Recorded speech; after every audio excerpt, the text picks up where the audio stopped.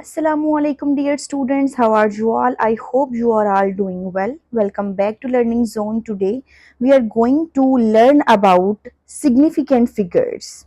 Whether you are a teacher, you are a student or just curious, this topic is fundamental to understand accuracy in science and mathematics. So let's get started. Significant figures. In any measurement, the accurately known digit and the first doubtful digit are known as significant figures. All the accurately known digits and first doubtful digit is known as significant figures. सारे के सारे हमारे पास known digit होंगे, accurate होंगे, but कोई ना कोई हमारे पास जो है वो एरर क्रिएट करता है किसी भी एक्यूरेसी में, किसी भी मेजरमेंट में। तो उस चीज को हम कहते हैं दैट इज डाउटफुल डिजिट, और वो हमारे पास जो है इन सबको हम मिला के कहते हैं that this is the significant figures. अब अगर इसकी एक्सप्लेनेशन की बात करें तो आपको मजीद समझ आएगा कि सिग्निफिकेंट फिगर है क्या। एक्सप्लेन करने लगे हैं। फॉर एग्जाम्पल आपके पास एक स्केल है, ठीक है। मैंने कहा कि एक स्टूडेंट इसको आके मैयर करे, तो एक स्टूडेंट आया, उसने कहा मैयर करके दिस इज 0 सेंटीमीटर और this is 1 centimetre and this is 1 millimetre, ठीक है। तो ये मिलीमीटर से ये हमारे पास एक ब्लू, ये हमारे पास है जी स्केल। तो जब ये स्केल इसने मेजर किया तो ये 1.1 मिलीमीटर से थोड़ा सा आगे है, ठीक है। उस स्टूडेंट ने क्या किया, इसको कंसीडर कर लिया दैट इज 1.1 एंड 2 के दरमियान। तो इसने कहा ठीक है ये 1.1 सेंटीमीटर है, ठीक है। But after some time teacher ने एक और स्टूडेंट को कहा कि आप इसको जाके मेजर करो। उसने जब मेजरमेंट स्टार्ट की तो उसने कहा this is 0 centimetre, this is 1 centimetre and this is 1। But इससे ये वैल्यू थोड़ी सी इधर आप देखें तो ये इंक्रीज कर गई है, आगे आ गई है 1 मिलीमीटर से थोड़ी सी आगे आ गई है। तो उसने कंसीडर किया 1.2 सेंटीमीटर। ये उसकी प्रिसीजन थी, ये उसने परसीव किया कि यस। एक स्टूडेंट ने कहा दिस इज 1.1 सेंटीमीटर, एक स्टूडेंट ने कहा दिस इज 1 बिकॉज इसका जो इस स्केल का थोड़ा सा कॉर्नर है वो 1.2 की तरफ मूव कर रहा है, सो ही कंसीडर्ड इट एज 1.2 सेंटीमीटर। तो अब दोनों स्टूडेंट्स को अगर देखा जाए, इसने भी 1 को जो है वो एक्यूरेट कहा है, इसने भी 1 को एक्यूरेट कहा है, बट मसला कहाँ आया है, from this to this issue आ गया है इस एक में और इस दो में। तो इस चीज को ये डाउटफुल डिजिट आ गया हमारे पास और ये हमारे पास एक्यूरेट डिजिट आ गया, तो इसको कंसीडर किया जाता है कि ये हमारे पास सिग्निफिकेंट फिगर है। तो इस डाउट को क्लियर करने के लिए अब कुछ रूल दिए गए। ये तो हमारे पास जो 1 है, दिस वन ये हमारे पास नॉन डिजिट है, एक्यूरेटली नॉन डिजिट है, और इसको नाम दिया गया सिग्निफिकेंट फिगर्स का। ये हमारे पास सिग्निफिकेंट फिगर्स हैं, but issue is in this one and this two. तो इनको सॉल्व करने के लिए, इन चीजों को सॉल्व करने के लिए कुछ रूल्स दिए गए। अब हम उन रूल्स को देखते हैं कि कैसे हम किसी भी मेजरमेंट में, किसी भी चीज को कैलकुलेशन में करने के लिए हमने क्या यूज किया और उसको रूल्स कैसे हमने सेट किए। So first rule is this, all the digits from 1 to 9, digits हमारे पास हैं जी 1 to 9 are significant. Significant means अहम हिंद से, ठीक है। तो ये हमारे पास 1 से लेके 9 तक, 1 to 9 हमारे पास क्या है, सिग्निफिकेंट है। इनकी कोई ना कोई वैल्यू है, इनमें कोई डाउट नहीं है, इनमें कोई जो है वो हमें नहीं है शक कि हाँ ये ठीक हो सकते हैं, ये नहीं ठीक हो सकते। सो ये जो है 1 to 9 हमारे पास प्रॉपर डिजिट्स वैल्यूज रखते हैं। So these are significant figures. For example in 27.45 numbers of significant figures are 4. How? 1, 2, 3 and 4, because these have the values between 1 and 9. So these are 4 significant हमारे पास हैं जी significant figures, 1, 2, 3 and 4. So ये तो हमारे पास है non zero values, 1 to 9 are non zero values. इनमें तो हमें कोई भी कह लें डाउट नहीं है। डाउट हमें कहाँ आता है, जीरोज में। डाउट हमें जीरोस में आ जाता है कि कैसे कोई चीज हमारे पास जीरोस को लेके वो श्योर होगा कि इसकी कोई वैल्यू है या नहीं है। फॉर एग्जाम्पल हमारे पास जीरोस हैं, कह लें कि 1 0 ये लिखा हुआ है तो इसकी कोई ना कोई वैल्यू होगी। बट अगर 0 1 लिखा हुआ है तो हम क्या इस 1 को कंसिडर करते हैं? No, not at all. So it means that इस चीज को अब कैलकुलेट करने के लिए, मेजर करने के लिए कुछ रूल्स सेट किए गए। So zeros rule, a zero between two digits is considered significant.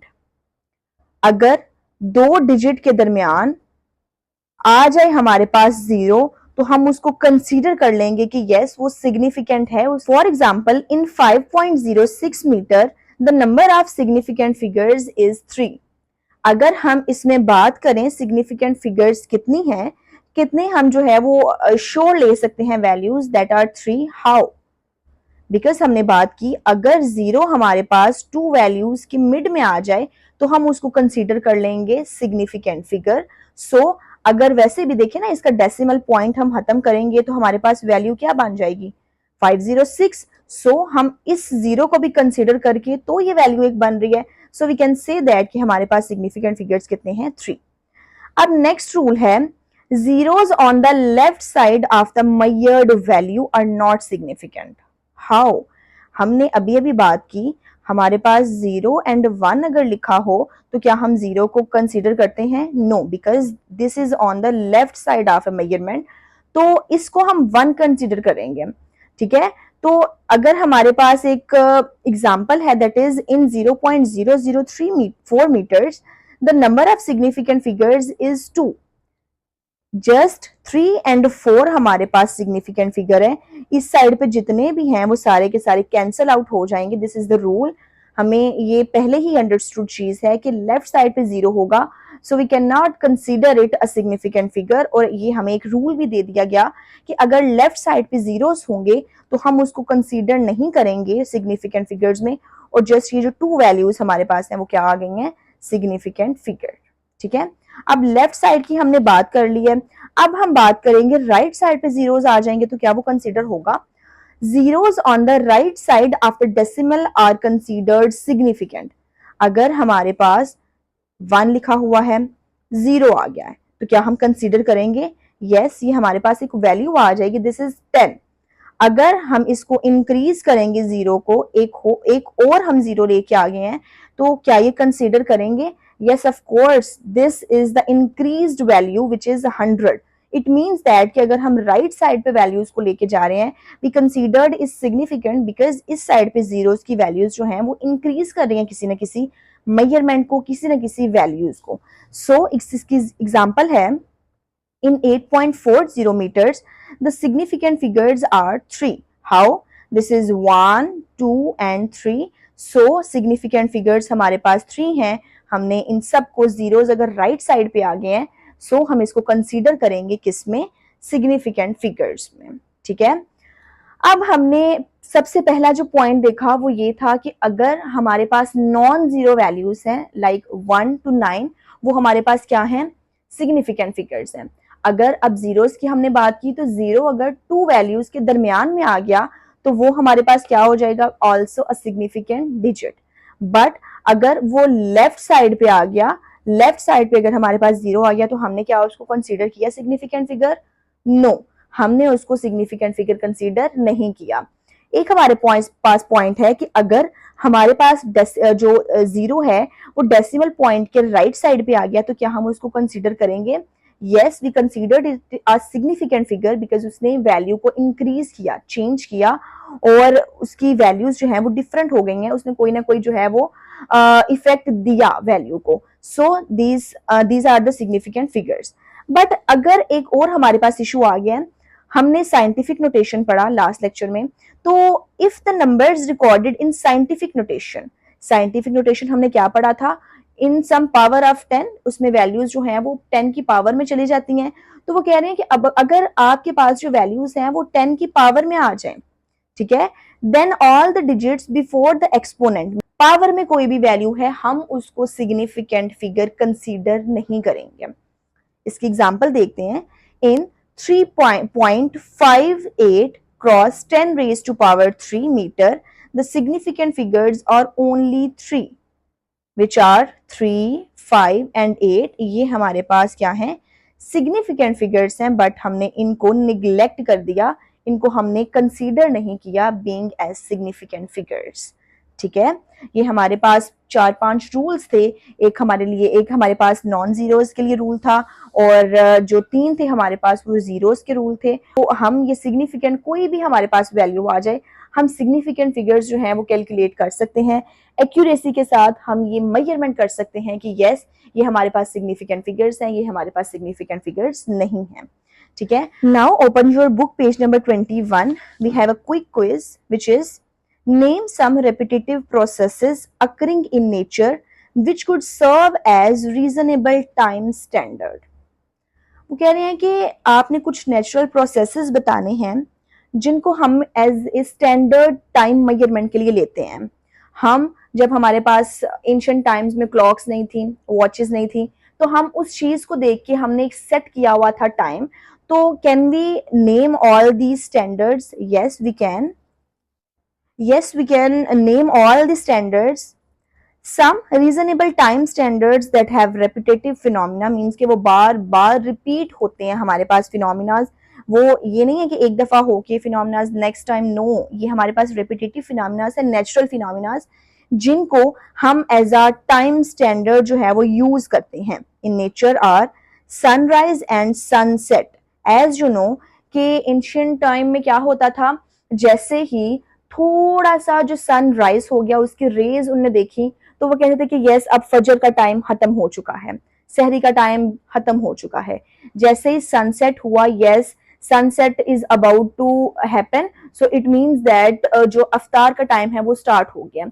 सन को देख के अगर वो पीक लेवल पे है, हमारे पास सन जो है वो बिल्कुल पीक लेवल पे है, तो हमारे जो एंसेस्टर्स थे वो कहते थे कि यस, हम अब बिल्कुल 12 का टाइम है। ठीक है, 12 का टाइम है, और थोड़ा सा सन ने मूव किया तो वो कहते थे कि अब जो है वो जोहर का टाइम हो गया।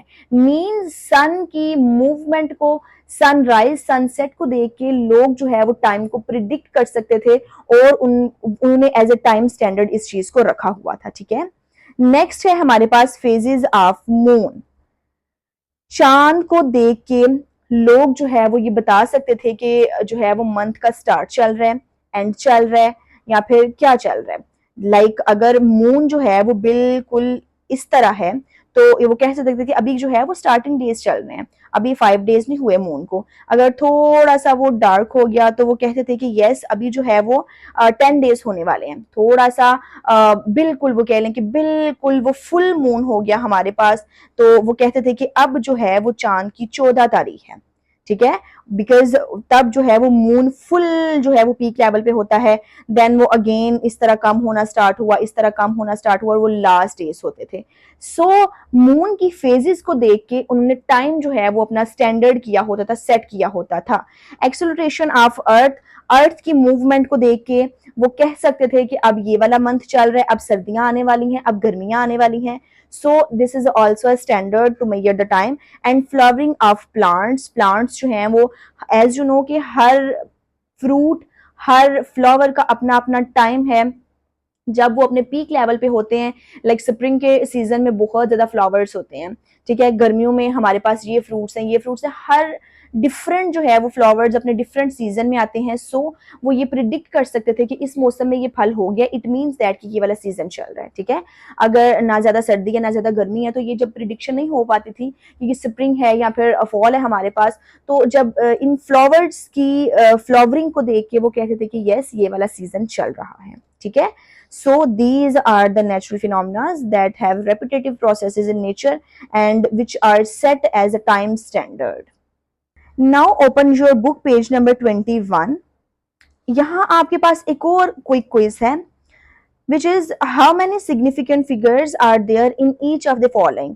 अगर हमने सारे के सारे स्टेप्स पढ़ लिए हैं for non zero digits, for zeros which have 3 steps, like अगर लेफ्ट साइड पे हैं, राइट साइड पे हैं, और इसके अलावा मिड में हैं, टू वैल्यूज के मिड में हैं तो उन जीरोस की वैल्यूज हमने पढ़ ली हैं। और इसके अलावा अगर हमारे पास सिग्निफिकेंट फिगर्स हैं तो सिग्निफिकेंट फिगर्स के लिए भी हमने रूल्स पढ़ लिए हैं। अगर हमें वो आते हैं we can solve all these.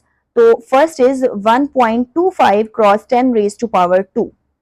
अगर हमारे पास ये वैल्यू है तो इसमें कितने सिग्निफिकेंट फिगर्स हैं? 1, ये तो हमारे पास नॉन जीरो है। 1 2 3, ये तो हमने 3 काउंट कर लिए। So can we consider as significant figure 10 raise to power 2? No, because ये हमारे पास साइंटिफिक नोटेशन में आ गया है, ये हमारे पास पावर की फॉर्म में आ गया है। So we can not consider it as significant figures. तो हमारे पास सिग्निफिकेंट फिगर्स कितने हैं? 1 2 and 3, which are 3 significant figures. Okay, so B is 12.5 centimetre. हमें देख के ही पता चल रहा है कि ये हमारे पास क्या है? Non zero digits, which is 1 2 and 5 non zero digits. और कैलकुलेट करें तीनों को तो वो क्या है? 3 डिजिट्स हैं। So we can say that there are 3 significant figures. Now C is 0.1 2 and 5. So here is the interesting question. Can we consider this zero which is on the left side of the measurement? तो हम इसको significant figure consider करेंगे?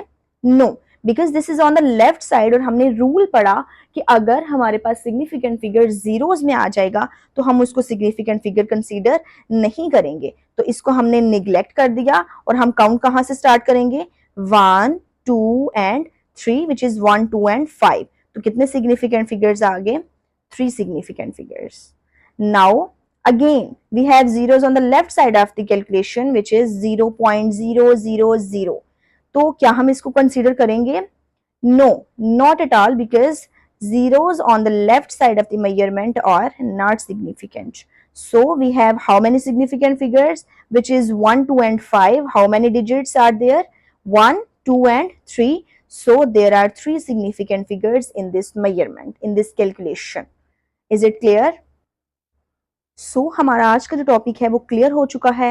I hope कि आपको इसकी अच्छी understanding हो गई होगी। अगर आपको कोई भी इशू हो तो आप वो कमेंट सेक्शन में पूछ सकते हैं, इंशाअल्लाह ताला आपको उसका आंसर दिया जाएगा। Don't forget to subscribe my channel. मिलते हैं नेक्स्ट वीडियो में, तब तक के लिए अल्लाह हाफिज, टेक केयर, बाय बाय।